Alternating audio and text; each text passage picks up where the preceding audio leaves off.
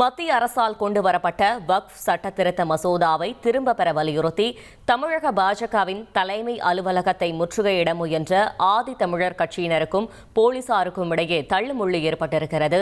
அது தொடர்பான காட்சிகளை நாம் தற்பொழுது பார்த்துக் கொண்டிருக்கிறோம். இது பற்றின மேலும் விவரங்களோடு இணைகிறார் செய்தியாளர் தாயுமானவன். தாயுமானவன், வணக்கம். கள தகவல்களை சொல்லுங்க.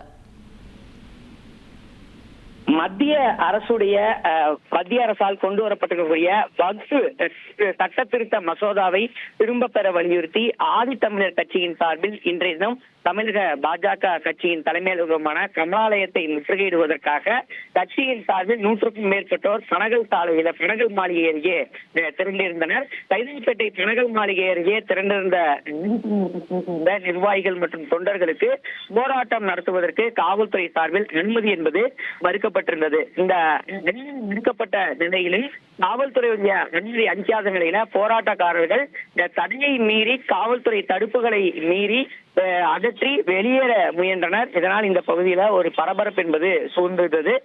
காவல்துறை அனுமதி அளிக்காத நிலையில் போராட்டக்காரர்களுக்கும் காவல்துறைக்கும் இடையே தள்ளுமுள்ளு என்பது ஏற்பட்டுள்ளது.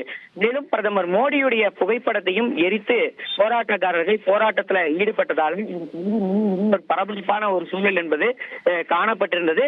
உடனடியாக காவல்துறையினர் இந்த எரிக்கப்பட்ட அந்த புகைப்படத்திற்கு தண்ணீரை ஊற்றி அணைத்து அதன் பிறகாக காவல்துறையினர் குண்டுக்கட்டாக போராட்டக்காரர்கள் கைது செய்யக்கூடிய பணிகள்ல ஈடுபட்டிருந்த காட்சிகளை நம்மால பார்க்க முடியுது.